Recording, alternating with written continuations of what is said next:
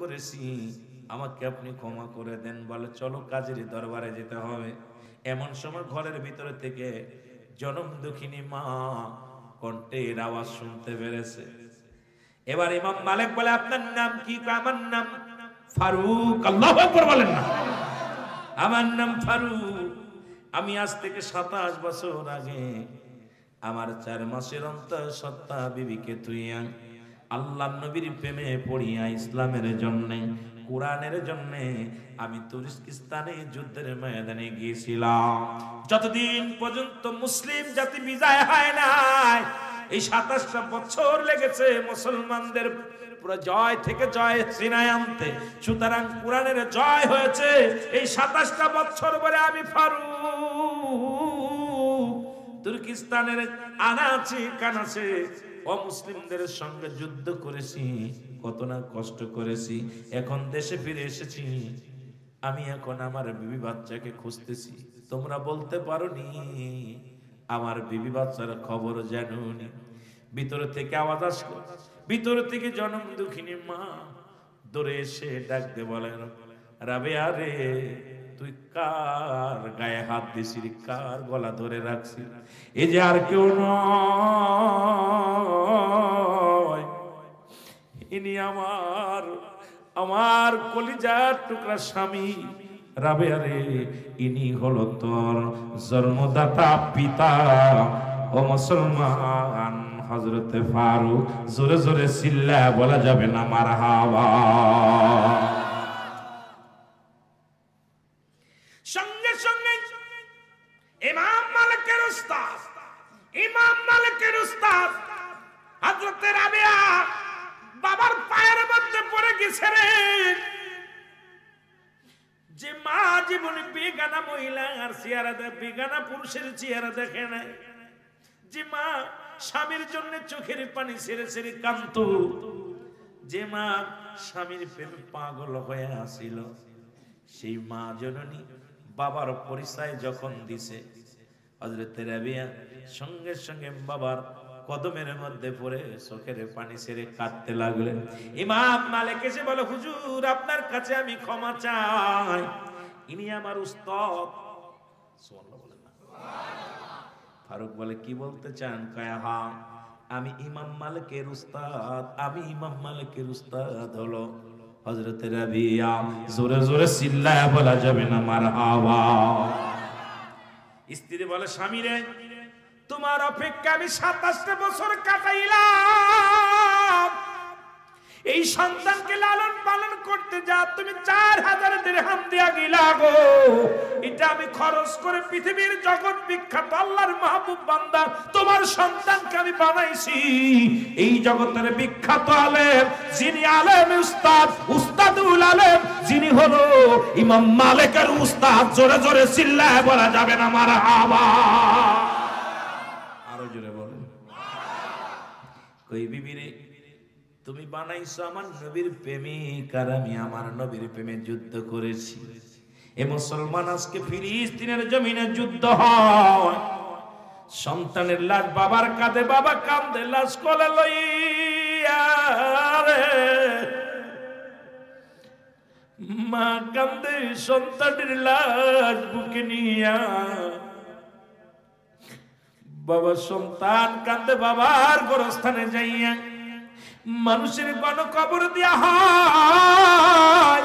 আইরে মুসলমান, কিসের জন্য আজকে সুদ খাও, কিসের জন্য ঘুষ খাও, কিসের জন্য মানুষ হত্যা করো? তুমি তো চিরস্থায়ী নাই দুনিয়ার মধ্যে। কারণ দুদিনের দুনিয়া, 40 বছর 50 বছর কাটাই ভাই জগতের মধ্যে, তারপরে বিদায় নিতে হবে। এই দুনিয়াটা আমাদের চিরস্থায়ী নয়, দুনিয়াটা হলো ক্ষণস্থায়ী। কারণ নবীর প্রেম অন্তরে লাগাইয়া আল্লাহর গোলামি করে যা লাগবে, জোরে জোরে বলেন ঠিক কিনা? আমার ভাইরা, আমার বন্ধুরা, এই জন্য আমি বলে যাই, আজকে মিলাদুন নবীর মাহফিলে আপনাদের কাছে করজোরে দাবি করব, ইসলামটাকে বুকে ধারণ করে, নবীর প্রেম বুকে ধারণ করে যতদিন পর্যন্ত বেঁচে থাকবেন, ইমানের সঙ্গে বেঁচে থাকতে চায়, রাসূলুল্লাহর মহব্বত নিয়ে বেঁচে থাকতে চায়, নবীর ইশকে বেঁচে থাকতে চায়, প্রতিটা নিঃশ্বাসে বিশ্বাসে সত্য ইসলামের মধ্যে থেকে জীবন দিতে চায়। জোরে বলেন ঠিক কিনা? একটু মহব্বতের সঙ্গে দুরূদ শরীফ পড়েন। আল্লাহুম্মা মহব্বতে মাওলানা মুহাম্মাদ আলা মাওলানা ও রে ও মদিনাবাসী, ও ভাই তোরা কত বড় ভাগ্যবান,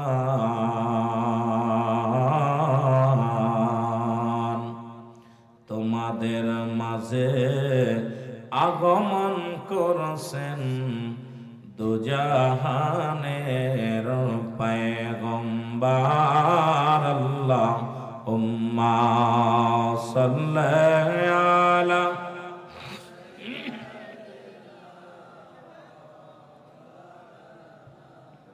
ওয়ালা আলি সাইয়্যিদিনা।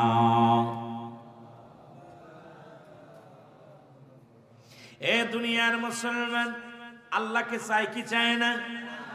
জোরে বলেন, চায় কি চায় না? আল্লাহ হায়াত মউতের মালিক কে? রিজিকের মালিক কে? জোরে চিল্লায় বলেন কে? হায়াতের মালিক কে? এই জমিনের মালিক কে? আসমানের মালিক কে? খাওয়ায় কে? সব কিছু করেন কে? পৃথিবীর মধ্যে সব কিছুর মালিক হলো আমার আল্লাহ। আবার চূর্ণ বিচ্ছিন্ন করে দিবে কে? আল্লাহ বলেন কুল্লু মান আলাইহা ফান। আল্লাহ বলে বান্দারে, এই জমিনটা আমি রাখবো না, আসমান আমি রাখবো না, এই জমিনের মধ্যে যা কিছু আছে আমি আল্লাহ চূর্ণ বিচ্ছিন্ন করে দিব। এই জমিনের মাটিগুলো পুড়ে তামা বানায়া দিব, এই জমিনের মধ্যে পানিগুলো পুড়াইয়া আমি আল্লাহ ছাই বানায়া দিব। এই জমিনের মধ্যে কিচ্ছু বলতে কিচ্ছু রাখবো না। জোরে জোরে চিল্লায় বলা যাবেন আল্লাহু আকবার। কিচ্ছু বলতে কিচ্ছু যেদিন রাখবে না আমার আল্লাহ, জমিনটা পুড়ায় তামা বানায় দিবে, জমিনের পানিগুলো পুড়ায় ছাই বানায় দিবে, দালান কোটাগুলো ভেঙে তছনছ করে দিবে। এ মুসলমান, বাড়িওয়ালা থাকবে না, গাড়িওয়ালা থাকবে না, টাকাওয়ালা থাকবে না, কারণ এই জন্য আমার মাওলারে বাসি ভালোবাসতে হবে। তৎকালীন জামানায় আমার আল্লাহর প্রিয় ছিল ও মুসলমান জাতির পিতা ইব্রাহিম আলাইহিস সালাম। জোরে জোরে বলো মারহাবা, আরেকটু জোরে। ইব্রাহিম আলাইহিস সালাম আমার আল্লাহকে এত পরিমাণ ভালোবাসতেন। গভীর মনোযোগ, কারণ আজকে তোমরা হত্যা করো ফিরাউন নমরুদ, কারণ পৃথিবীর মধ্যে কত টাকাওয়ালা কত বাড়িওয়ালা যারা খোদাই দাবি করেছিল তারাও দুনিয়া থেকে চলে গেছে। তুমি কার জন্য সুদ খাও, কার জন্য ঘুষ খাও? কারণ তোমার সম্পদ খাবে লোকে আর তোমার দেহখানা খাবে পোকে। জোরে বলেন ঠিক কিনা? এই যে বাড়িতে ৫ তলা বাড়ি, ৬ তলা বাড়ি, কত এয়ার কন্ডিশন লাগাইলা, এসি লাগাইলা, ও মুসলমান সুন্দর বাড়ি বানাইলা, সুন্দর গাড়ি করলা, তোমার এই দুনিয়ার সম্পদগুলো কৃষি খাবে, ঘুষ খায়া সম্পদ পাহাড় গড়লাম, সুদ খায়া পাহাড় গড়লাম। তুমি দুনিয়ার মধ্যে মানুষকে ঠগাইয়া দুনিয়ার মধ্যে পাহাড় সমতুল্য সম্পদ বানাইলা। তোমার এই সম্পদ খাবে লোকে, তোমার দেহখানা খাবে পোকে। তোমার দেহখানা যেন পোকে না খাইতে পারে মুসলমান, যেমন খেয়ে নেয় কোথায়? ও মুসলমান শুনে নাও, কুমিল্লার জমিনে এ ভাই ও মুসলমান শুনে নাও, 28 বছর পরে মরা লাশ কবর থেকে কুড়া হলো। ওনার লাশ খানা কাপড়ের কাপড় পচে না, ওনার গায়ের রক্ত, ওনার কাপড়ের যখন লাশখানা উঠাইতে গিয়েছে পায়ের মধ্যে খোঁচা লাগছে, তাজা রক্ত বাইর হয়ে গেছে।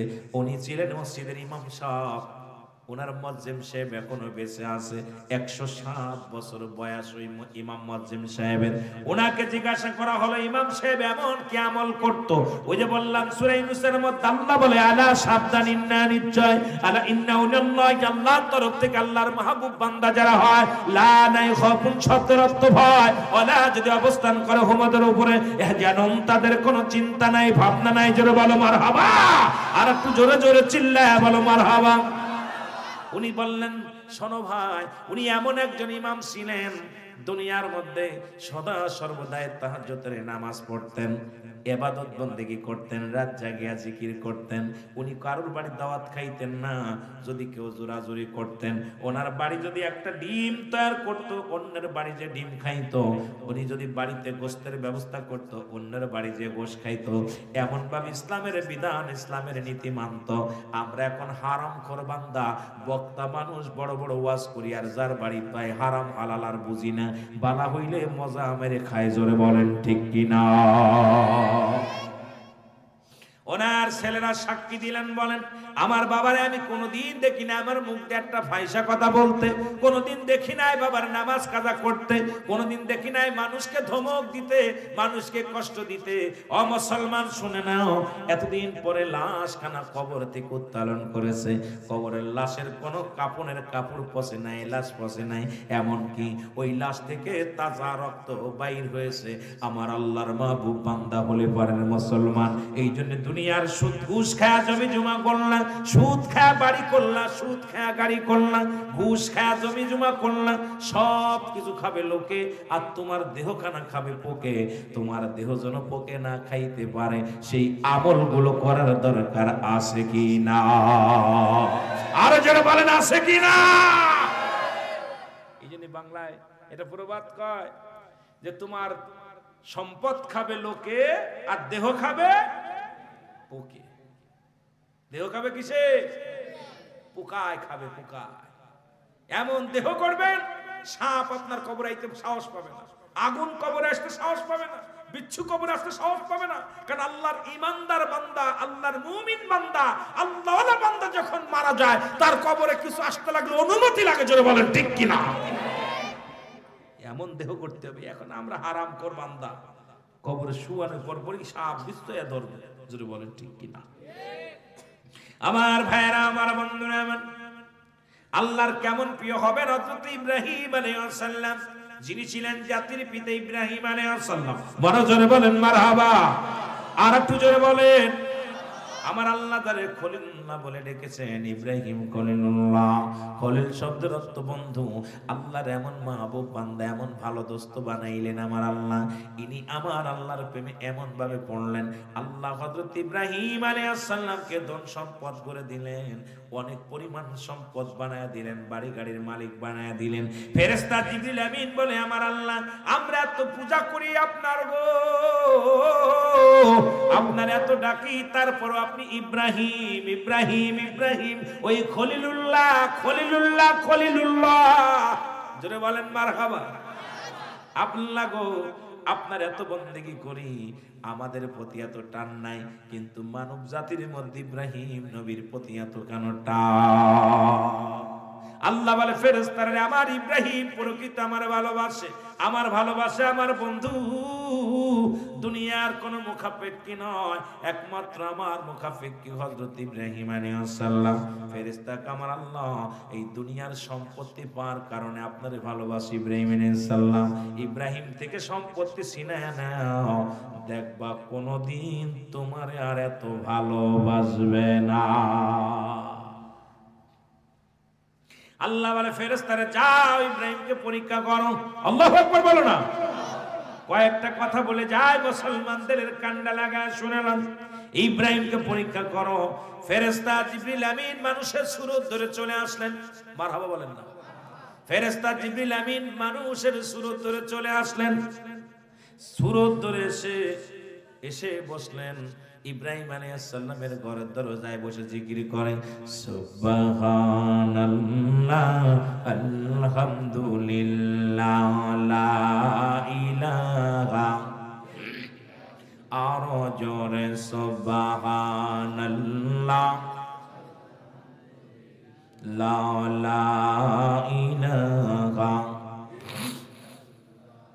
এই আওয়াজ শুই না রে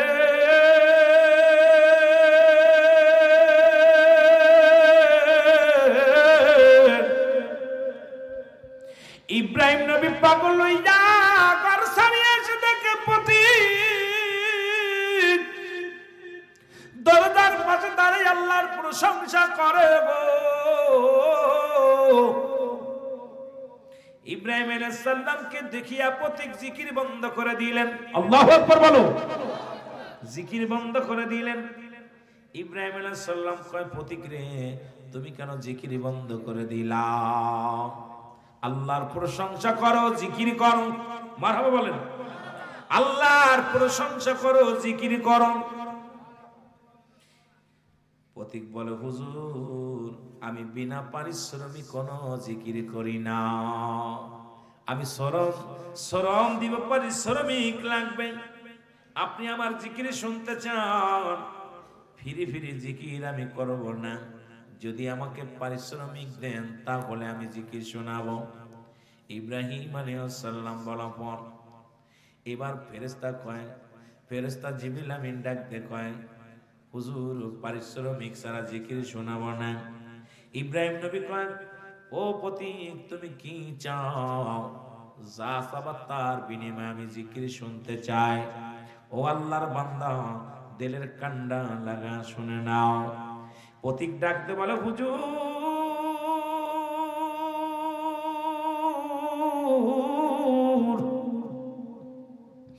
আপনার যত বকরির পাল আছে এগুলো যদি আমারে দিয়া দেন, যত বকরির পাল আছে এগুলো যদি আমারে দিয়া দেন তাহলে আমি আপনাকে জিকির শোনাবো।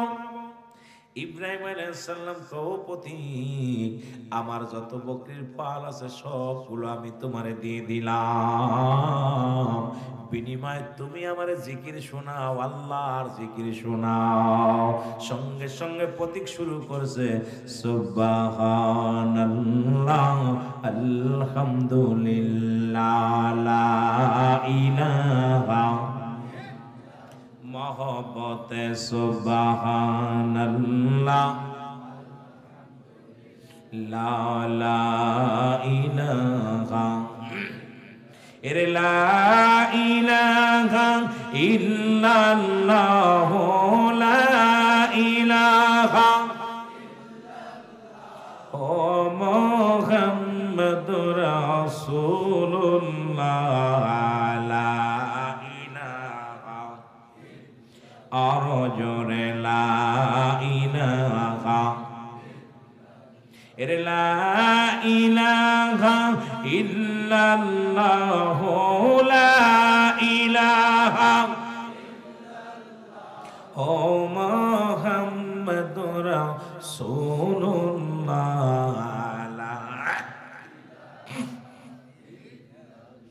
ইব্রাহিম আলাইহিস সালাম ডাক দিয়ে বলে পথিক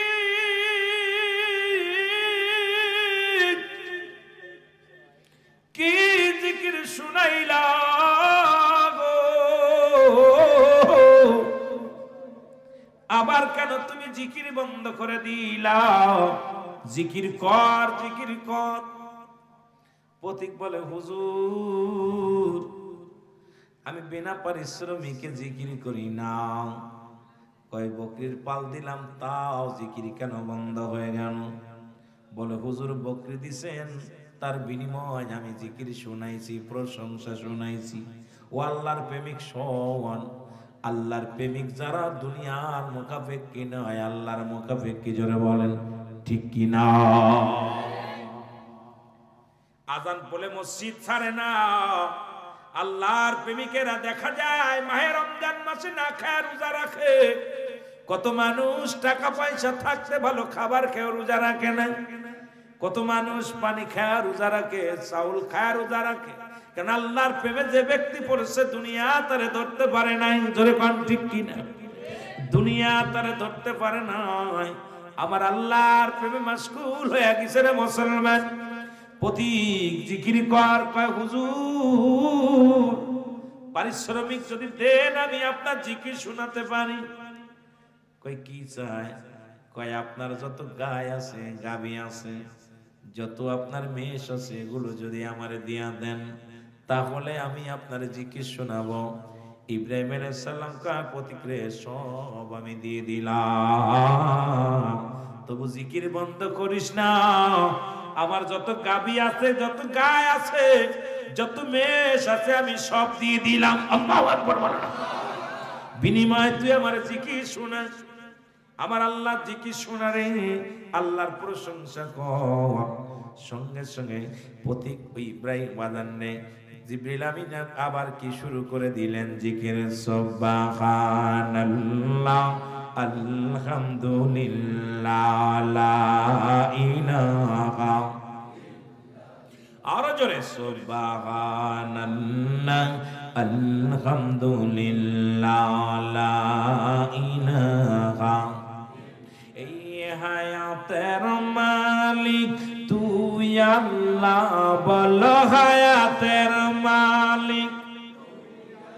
এই মৌতের মালিক তুই আল্লাহ, তুই বিনে কোন বান্ধব নাই, লা ইলাহা, আরো জোরে লা ইলাহা। এ দুনিয়ার মুসলমান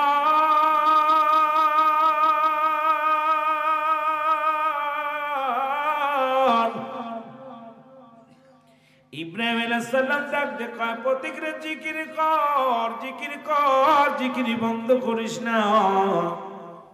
প্রতীক বলে হুজুর জিকির আমি করতে পারি, বিনা পারিশ্রমিকে করব না। কই আপনার যত জমা জমি যা কিছু আছে আমার যদি দিয়া দেন, তার বিনিময়ে আমি জিকির করব। ইব্রাহিম আলাইহিস সালাম কয় দিয়ে দিলাম, আমার যত সম্পত্তি আছে, বাড়ি গাড়ি আছে, সব কিছু দিয়ে দিলাম, তবু তুমি আল্লাহর প্রশংসা করো, জিকির করো। সঙ্গে সঙ্গে প্রতীক জিকির শুরু করেছে, সুবহানাল্লাহ। এ আল্লাহর প্রিয় বান্দারা শোনো, এত রাত হয়ে গেছে, যদি টাকা দিত থাকতাম না, শুধু জান্নাতের আশায়, আমার নবীর প্রেমে, আল্লাহকে ভালোবেসে জান্নাতের বাগানে আসো গো। এই জন্য একটু কথাটা আমি বলে যাই, দিলের কান্না লাগা। শোনো, আবার জিকির বন্ধ করে দিলেন। আল্লাহু আকবার। জিকির বন্ধ হয়ে গেল, আল্লাহর গুণগান গাছ বন্ধ হয়ে গেল। প্রতীক বলে ইব্রাহিম আলাইহিস সালাম বলে প্রতীক রে জিকির কেন বন্ধ করলাম? বলে হুজুর আমি আমার পারিশ্রমিক পেয়েছি, জিকির বন্ধ করে দিছি, আরো পারিশ্রমিক যদি দেন জিকির শোনাবো। আমি বিনা পারিশ্রমিকে আপনার জিকির শোনাতে পারবো না। ইব্রাহিম কয় প্রতীক রে আমার কাছে আর কিছু নাই, নাই, আমি গাভী ছিল দিয়ে দিলাম, বকরি ছিল দিয়ে দিলাম, মেষ ছিল দিয়ে দিলাম, আমার আল্লাহ যত সম্পত্তি দিয়েছিল সব আমি তোরে দিয়ে দিলাম, আমার কাছে দেওয়ার মতো কিছু নাই, নাই। তবে একটা কথা বলে যাই রে প্রতীক, তোমার তো এই মেষগুলো চড়াইতে একজন লাগবে, চাকর লাগবে, একজন রাখাল লাগবে রে। তোমার এই বকরিগুলো পালতে একজন মানুষের প্রয়োজন হবে গো।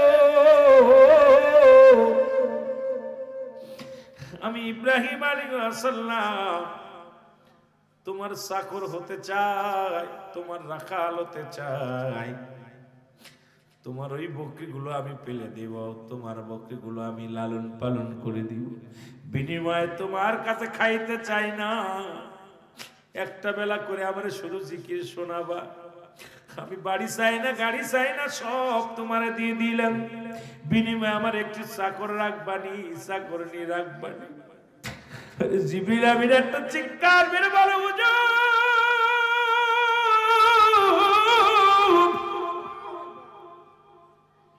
হুজুর আমি পরাজয় মেনেছি আপনার কাছে, আপনি আল্লাহর খাস গোলাম, আপনি আমার আল্লাহর প্রিয় গোলাম গো। ইব্রাহিম আলাইহিস সালাম ডাকতে বলে প্রতিক্রিয়া তুমি কি বলতে চাও?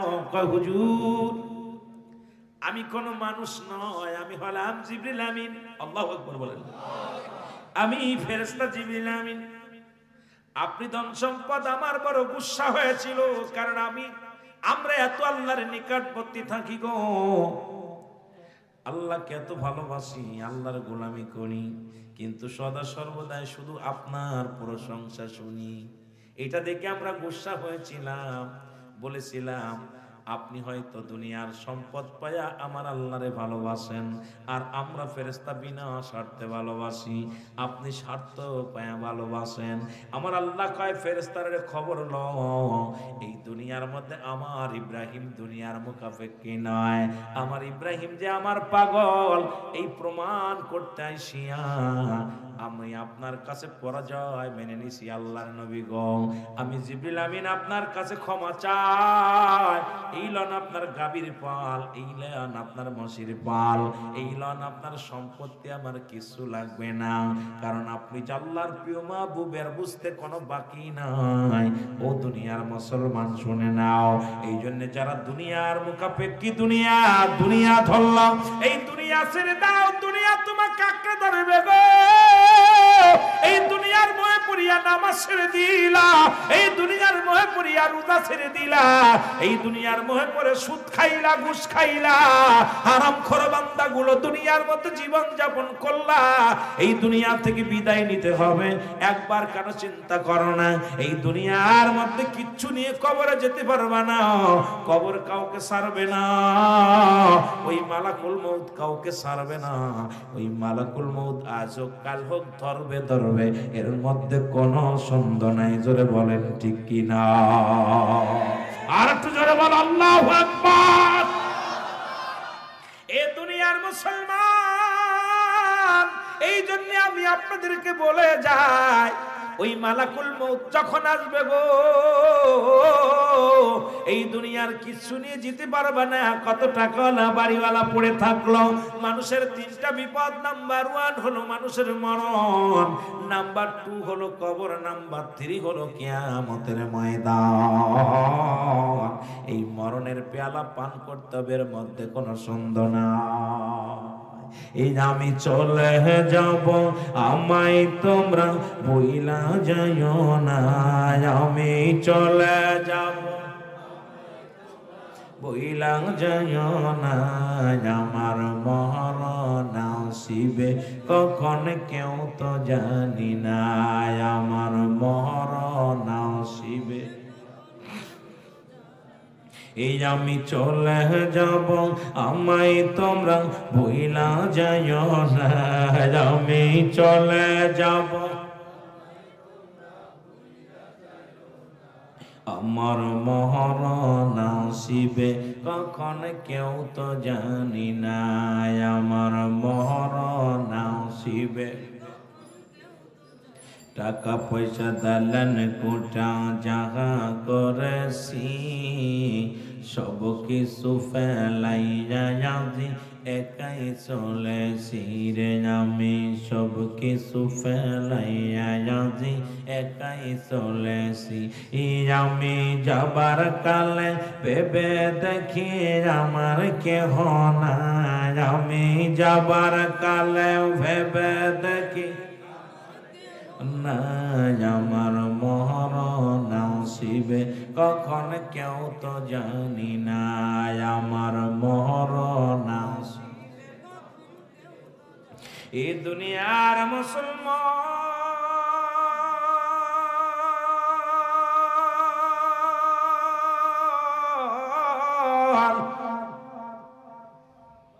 এই পৃথিবীর মধ্যে আসার একটা সিরিয়াল আছে, যার কোনো সিরিয়াল নাই। দেখা যায় সন্তান জিন্দা, বাবা নাই, বাবা জিন্দা, সন্তান নাই। সন্তানের লাশ বাবার কাঁধে, বাবার লাশ সন্তানের কাঁধে, কতক্ষণ ঠিক কিনা? সন্তানের লাশ বাবার কাঁধে, বাবার লাশ সন্তানের কাঁধে। ওই সন্তানের লাশ বহনকারী বাবা জানে গো, সন্তানের লাশ কত ভারী। সন্তান জানে বাবার লাশটা কত ভারী। কত মানুষের দাফন করাইলা, কাফন করাইলা। আজকে ঈদে মিলাদুন নবীর মাহফিলে আসিয়া কয়েকটা ছোট্ট ছোট্ট বিষয়ের উপর আলোচনা করলাম। মুসলমান দিলের কান্ডা লাগায় শুনতে হবে, আমল করতে হবে।